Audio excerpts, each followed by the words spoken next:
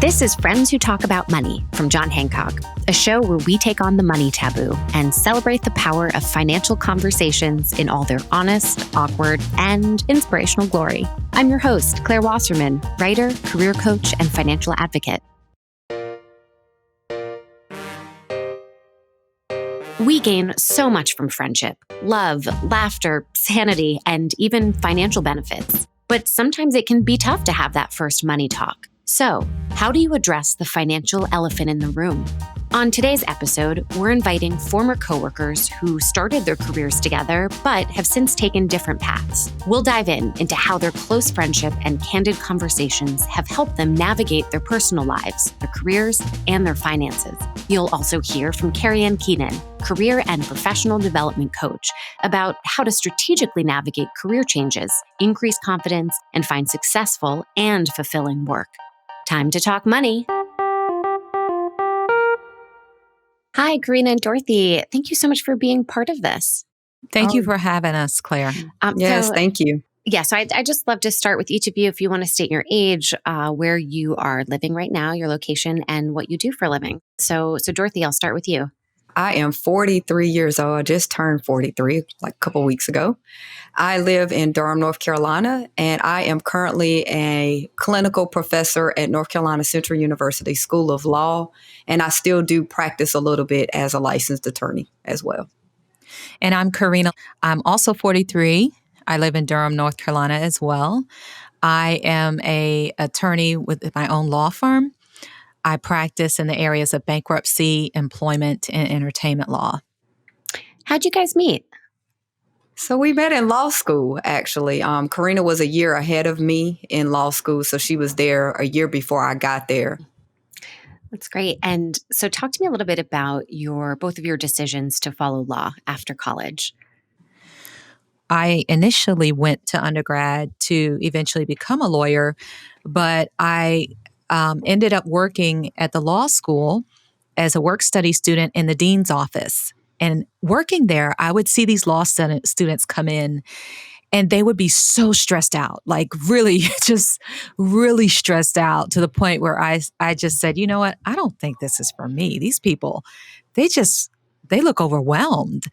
And so as I went through school, I had a couple of bad semesters and it just really didn't look like law was going to be a reality for me. So I decided to kind of back off. And towards the end of my undergraduate career, I prayed and asked the Lord, what should I do? And he said, well, I want you to go into law.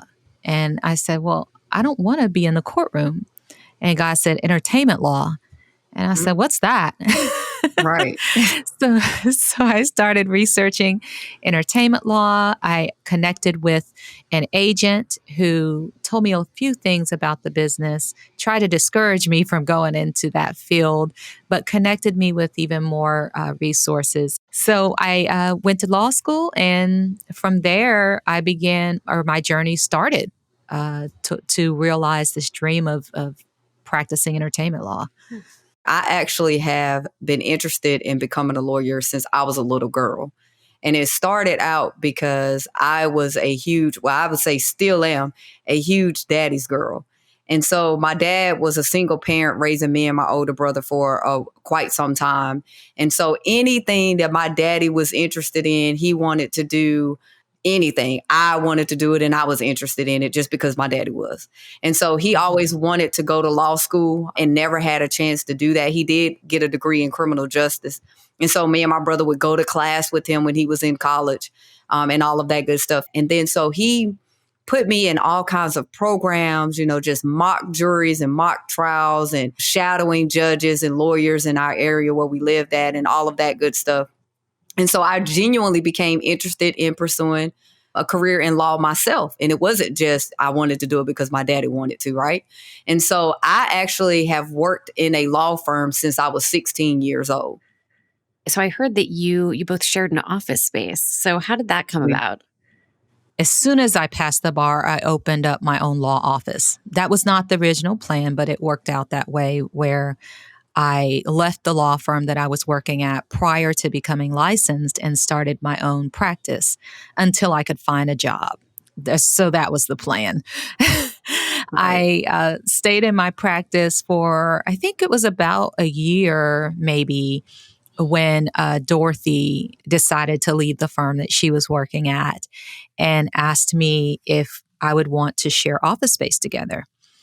And I was a little bit hesitant because I just having a roommate before, and Hmm. when you share office space together, you're essentially roommates. And so Yep. I had a roommate before, and the relationship started out well, but then soured. And so I didn't want that to happen with Dorothy and I, but she convinced me that it would be a good idea and a good opportunity for us to grow, Hmm. in our businesses. And she was right. She was absolutely correct. She was looking to upgrade in some way and expand her own office in some way. And so I used that as my way to get in. Like, you're looking for more space anyway. And if we do it together, you can get better space and more space and She all was of that. right.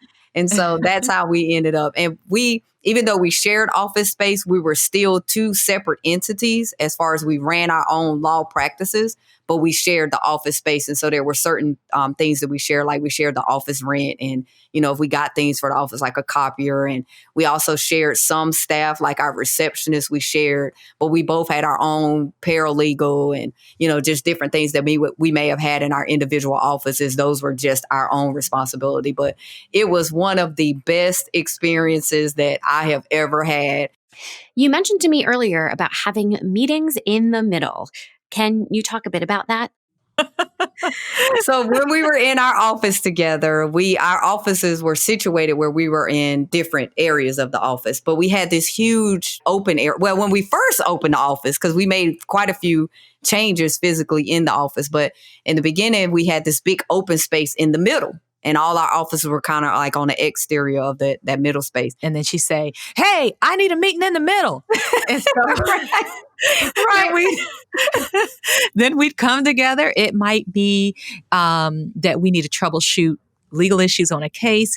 It might be about what's going on at the courthouse. It might Hmm. be who's running for a position or a judge seat or just anything, a Right. dilemma, anything. And we would have a meeting in the middle, and it would be so much fun. And I would leave work and not having got anything done because I spent my afternoon meeting in the middle, and then I'd have to go home and stay up all night Right. to do my work.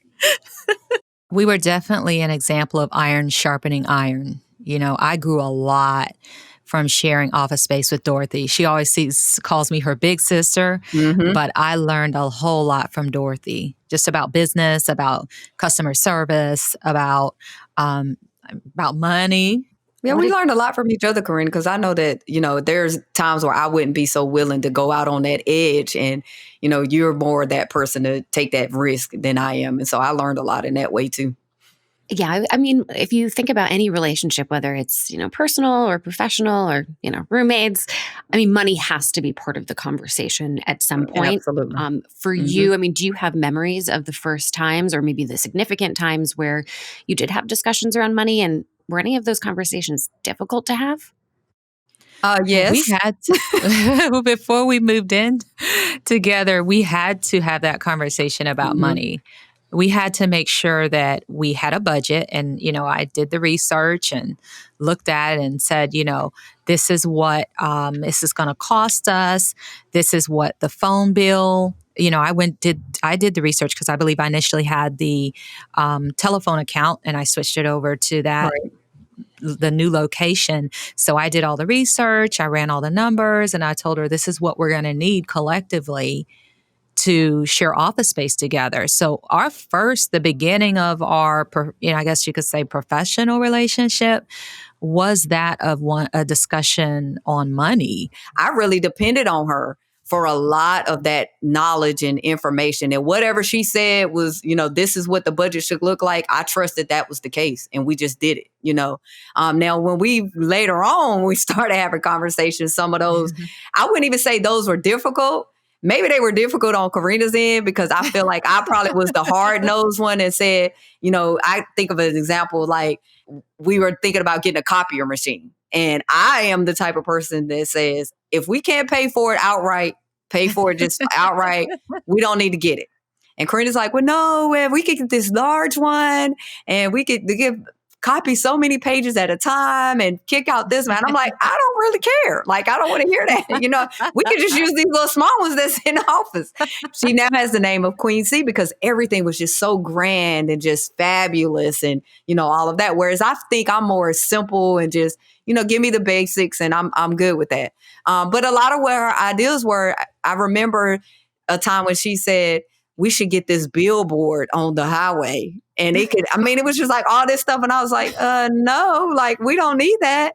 I'm trying to see how that's going to help us in some way. So, we would have those kind of conversations because we're so on the different ends of how we view, money and how we would want to make that kind of those things work. Dorothy was very conservative when it came to business expenses, very conservative. Whereas I was, like she said, the big vision person. Like, I'm like, oh, vision, right? And vision costs money. So yeah, so we definitely had different approaches, but it worked. Right. It worked. For sure. Where do you think that risk taking comes from for you, Carena? I don't know. I think maybe it is because of the vision. And I know that in order to meet goals, that you are going to have to take risks. If you're at point A and you want to get to point Z, there's a lot of steps in between, but sometimes it's not always smooth.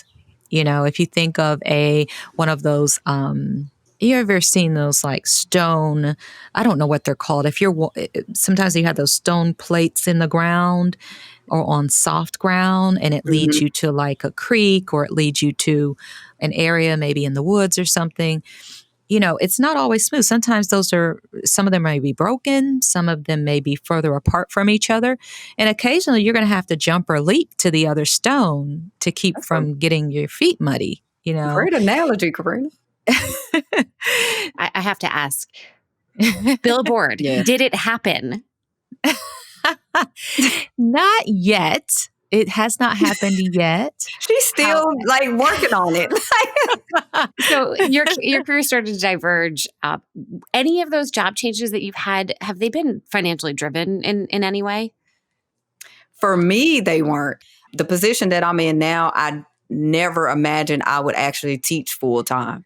I've never taken a position because of the money. And quite frankly, I didn't pay attention to the salary as much as I probably should have, just because I'm getting older and I need to start thinking about things like that and being more strategic when it comes to, that whole package. But my drive has always been, how am I going to help people?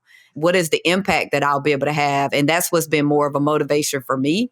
And the money has always been great. And it's been, I've never had to struggle.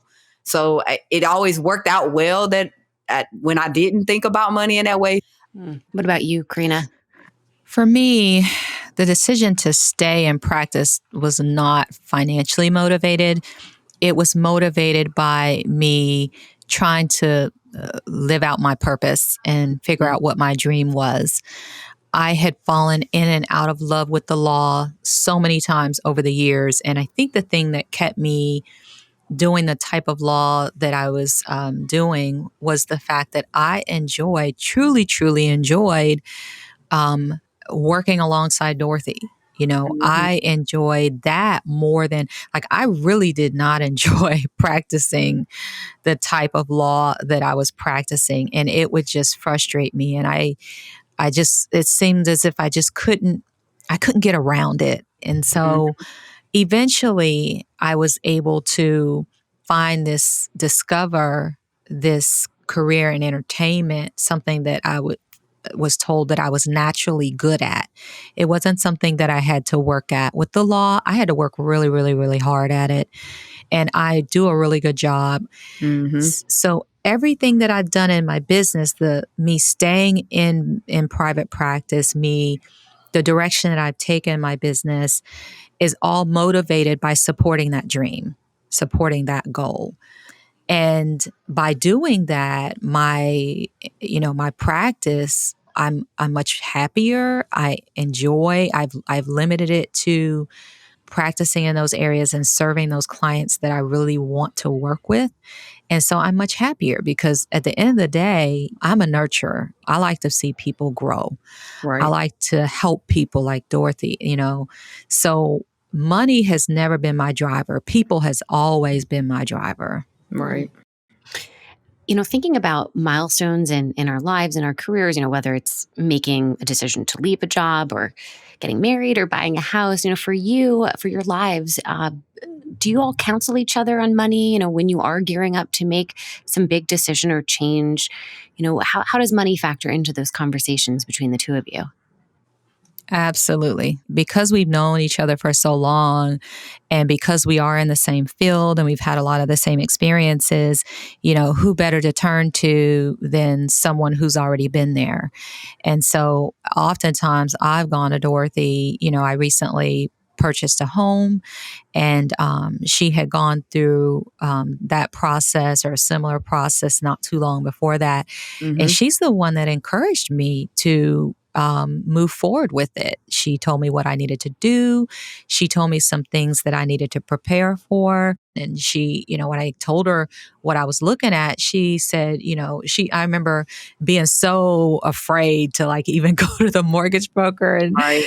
And she said, Carena, trust me, you're going to qualify for a lot more than you think that you Yep. would qualify for. And she was absolutely correct. In fact, we qualified for so much more than what I was comfortable with paying every month. So we ended up purchasing something that was a lot less than what we qualified for, but she was absolutely correct. And so just things like that, discussions like that I feel comfortable having with her Mm-hmm. that I wouldn't have with some of my other friends. I wouldn't go that deep with some of them. That's true. And I remember when I left from the public defender's office and was looking at going to the law school full time. And we were in our negotiations with my contract and all of that. I would talk to Carena and say, really, quite frankly, what am I supposed to look at? And, because I really never thought about money and, the salary and that, like I said, that wasn't my motivating factor. So because I hadn't put so much focus on that, I didn't even know what I should do in the negotiations and how I should counter back and all of that. And Carena is like phenomenal at all of that. So I went to her and was asking her for advice on how to go about that. And, what should I ask for and how should I say it? And, all of that good stuff. And like she said, I wouldn't speak to anybody else about that kind of stuff because even though that's not my motivating factor, that's also not something that I would want to just share with any and everybody either. But I remember, like she said early on in our marriages, we learned really quickly that her and her husband and I are more alike, and she and my husband are more alike. So we kind of would be like the sounding board for each other to help, as she had put it so well before. She would be the voice of reason and speaking up for my husband and help me understand kind of his perspective on things. And I would be the one to speak up and help her understand her husband's perspective. And as it particularly relates to money and finances, her husband and I are more alike in that, well, in some ways. Yeah. I would say, Carena, in some ways we're more like we're frugal and we're like, we're not doing it. That doesn't make any sense. You know what I mean? Right. Where she and my husband are like, well, if it's on sale, we need to just get all of it. You know what I mean? We can just stack it up, or let's just kind of making impulse purchases and things like that. And I'm not that way, and I don't. So I think that we've had very good in-depth conversations about that. And it's really good to have somebody that you can depend on for that.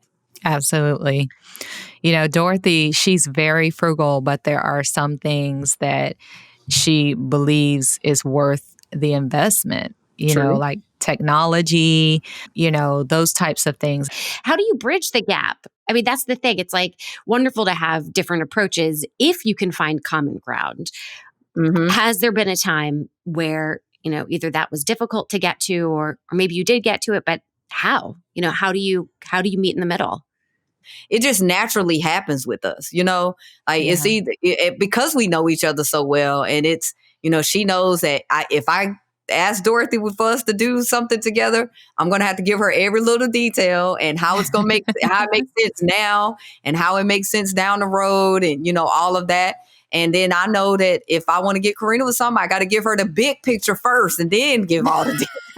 You know what I mean? Give her like the big vision, like, oh, it's going to be so great, Carena. You just don't even know the half. Like, this going to make you look so much better. And, and then back it up with all the little details where, so it's just, I think for us, it's more of the approach than it is to pull the other one to the middle. What are some money conversations that you are having now or that you can foresee having, looking forward into, the next steps of both of your lives?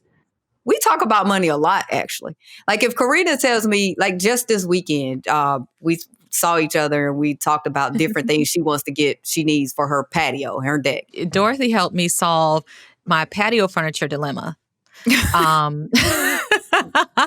I wanted to get one thing and my husband didn't see the point, again, in spending money on it. So the opportunity to get the one that he and I both liked went away. And I told Dorothy how upset I was. Mm-hmm. And instead of getting on the bandwagon with me about how upset she would be with him, she said, well, why don't you look at this place? Or why don't you look at this store? And this place has things. And, I got mine from this store and this is what I got. And why don't you go look at it? Right. And we've had conversations about, savings and, whether we should have savings and planning for our children's college funds and, retirements and just because we're getting older. And so those are things that are, super important as we progress through the years, things like that. Is there one financial lesson that you've learned from the other person? I mean, I know there's many. I know you bring different mindsets, but if you could maybe distill it down to one big thing, what have you learned from the other person when it comes to money? I've learned from Dorothy, plan for the future. Financially plan for the future. I would say that what I've learned from Carena is it's okay to take a risk. It's not, I don't have to see the end right now in order for me to jump into it. I can, take that risk, have that faith and jump, it's okay.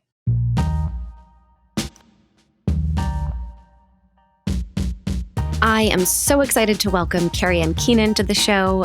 She is a career and professional development coach who founded LifeWorkSource to educate, support, and empower people to pursue meaningful careers and lives. Thanks so much, Caryanne, for being here with us. Hi, Claire. Thanks so much for having me. I'm really excited. Okay, so Carena and Dorothy clearly have different approaches and styles regarding their careers and finances, yet they were able to work well together. What advice do you give people about how to work with others who have vastly different work styles or personalities and who aren't your best friend with years of trust and love and respect already developed? So if you think about it, we all have these different tendencies and preferences, and we're putting them all together in a workspace where we spend, sometimes more time with these folks than we do our own families and friends, right? So I think it's about, there are a few things that could help shift our mindset when it comes to working with people that are very different from us. They were clearly able to do that because they had built all of that relationship in advance. But things like recognizing that there are ways besides your own that work. So observing, some other people's different styles and tendencies in the workplace and maybe learning from them, right? So being open for that. And then I think there's also a lot to say about appreciating that diversity in the workplace, diversity of perspective, leads to more innovative, rich output, right? So we have to communicate about it. So they recognize they had these different styles in terms of looking forward, right? So we have the big picture versus the detail. This is very common and it can cause clashes at work, but it can also cause this really well-informed, comprehensive planning process because you're covering all the bases.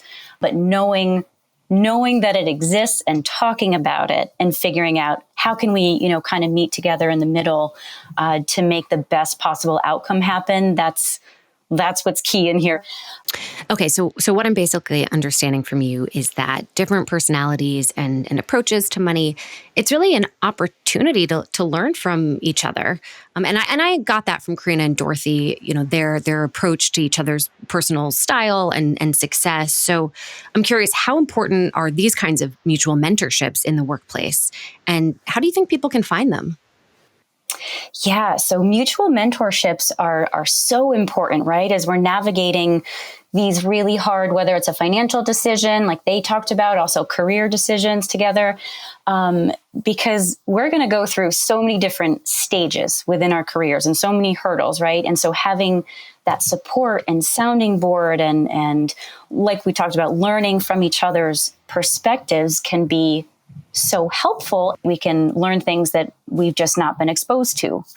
And as you know, Claire, having done this through Ladies Get Paid, I do an entire workshop on mentors specifically for women, because women in our culture are not taught or socialized, most of them, to find mentors or, to build these giant professional networks or self-advocate in the workplace. So it can be people at work, it can be friends, it can be colleagues, it can be someone that you meet up at a kickball tournament. Like it can be anybody.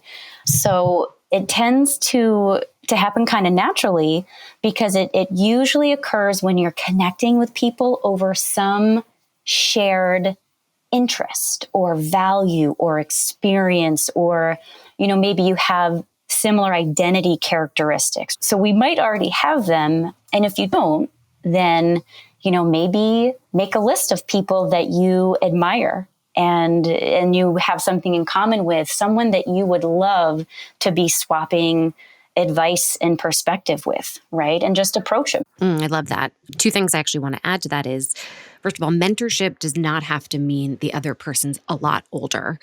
Sometimes it's good to get the perspective of somebody who's either on your level or a little bit ahead, because I think they'll have a better understanding of where you're coming from.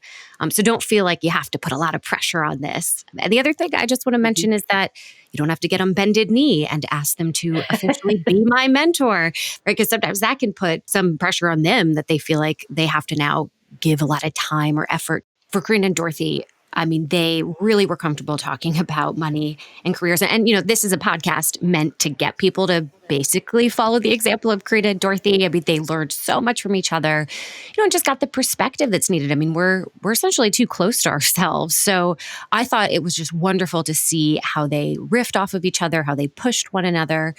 So how does somebody who's listening to this, who wants to get comfortable having these kinds of conversations, how do they challenge themselves to get to that place? Yeah, it's a lot of work and time again, right? And I do think it takes intentionality and self-reflection and knowing about yourself and what areas in your life you might need support and advice. And then I think it's a matter of finding people that you trust and who trust you. You feel safe and can be judgment-free with them. So again, it could be friends, it could be family, it could be coworkers, it could be someone you met on LinkedIn, and you build up a good rapport with them and you have that back and forth. We need to be talking about our career aspirations and interests and all these things. And then on the finance side, talking about finances is so important. And I'll say again, particularly for women who have historically been left out of these kinds of conversations, the more educated people are about money matters, the more informed we'll all be about managing our finances. And then the more transparent we are too about things like salary, the more we can help close the gender pay gap. So I would say, don't be afraid to ask questions. Don't be afraid to ask for help, to introduce yourself to people. Find people you feel comfortable with having those authentic conversations with, because some of this can feel kind of vulnerable. One piece of advice I would give to everybody is call out the elephant in the room. So if you're going to start having conversations around money with your friends and your family, you can absolutely start by saying, hey, I know this can be an awkward conversation, or I feel a little uncomfortable you're talking about money, but I know that we can make more right? We can make more money if we have a dialogue about it, if we make this a topic that's not so taboo. So oftentimes, if there's something you're nervous to talk about, well, usually it means you should talk about it. But the other thing is you can kind of place it within context and to not be afraid to call yourself out as somebody, who's feeling vulnerable, because chances are, to your point, the other person will go, yep, I'm right there with you. Exactly. Yes. Thanks so much, Caryanne. We are really happy that we got you on. Thank you. Thank you for having me and for having these kinds of important conversations and putting this out into the world, because we have to start somewhere. So the more we can normalize these things, the better. So thank you so much. A big thanks to Carena and Dorothy for giving us a taste of their meetings in the middle, and to Caryanne for coaching us through career challenges and inspiring professional growth. Let this be inspiration to have money talks with close friends and coworkers in your own life. Celebrate your financial differences and learn from each other. You may find that communicating about money strengthens your relationships. And remember, money between friends doesn't have to be awkward. Make sure to subscribe to Friends Who Talk About Money to get new episodes dropping every 2 weeks. The views and opinions expressed in this podcast are those of the speakers at the time of recording and are subject to change as market and other conditions warrant. This podcast is for informational purposes only and is not intended to be, nor shall it be interpreted or construed as, a recommendation or providing advice, impartial or otherwise, regarding any specific product or security.